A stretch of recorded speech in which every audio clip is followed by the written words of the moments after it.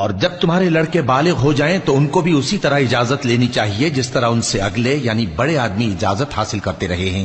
اس طرح اللہ تم سے اپنی آیتیں کھول کھول کر بیان فرماتا ہے، اور اللہ جاننے والا ہے، حکمت والا ہے۔ اور بڑی عمر کی عورتیں جن کو نکاح کی توقع نہیں رہی اور وہ زائد کپڑے اتار کر سر ننگا کر لیا کریں تو ان پر کچھ گناہ نہیں، بشرطے کہ اپنی زینت کی چیزیں نہ ظاہر کریں،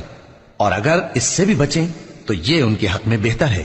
اور اللہ سنتا ہے، جانتا ہے۔ نہ تو اندھے پر کچھ گناہ ہے اور نہ لنگڑے پر اور نہ بیمار پر اور نہ خود تم پر کہ اپنے گھروں سے کھانا کھاؤ، یا اپنے باپ دادا کے گھروں سے، یا اپنی ماؤں کے گھروں سے، یا بھائیوں کے گھروں سے، یا اپنی بہنوں کے گھروں سے، یا اپنے چچاؤں کے گھروں سے، یا اپنی پھوپھیوں کے گھروں سے، یا اپنے ماموؤں کے گھروں سے، یا اپنی خالاؤں کے گھروں سے، یا اس گھر سے جس کی کنجیاں تمہارے ہاتھ میں ہوں، یا اپنے دوستوں کے گھروں سے۔ اور اس کا بھی تم پر کچھ گناہ نہیں کہ سب مل کر کھانا کھاؤ یا جدا جدا۔ پھر جب گھروں میں جایا کرو تو اپنے گھر والوں کو سلام کیا کرو، یہ اللہ کی طرف سے مبارک اور پاکیزہ تحفہ ہے۔ اس طرح اللہ اپنی آیتیں کھول کھول کر بیان فرماتا ہے تاکہ تم سمجھو۔ مومن تو وہ ہیں جو اللہ پر اور اس کے رسول پر ایمان لائے، اور جب کبھی ایسے کام کے لیے جو جمع ہو کر کرنے کا ہو پیغمبر کے پاس جمع ہوں تو ان سے اجازت لیے بغیر چلے نہیں جاتے۔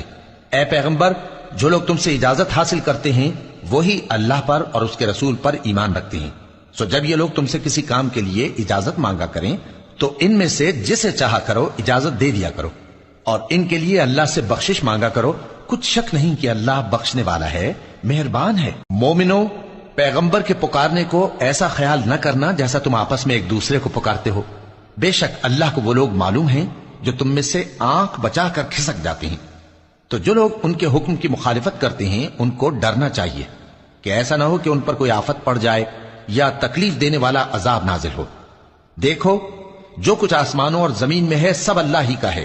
جس طریق پر تم ہو وہ اسے جانتا ہے، اور جس روز لوگ اس کی طرف لوٹائے جائیں گے تو جو عمل وہ کرتے رہے وہ ان کو بتا دے گا، اور اللہ ہر چیز سے واقف ہے۔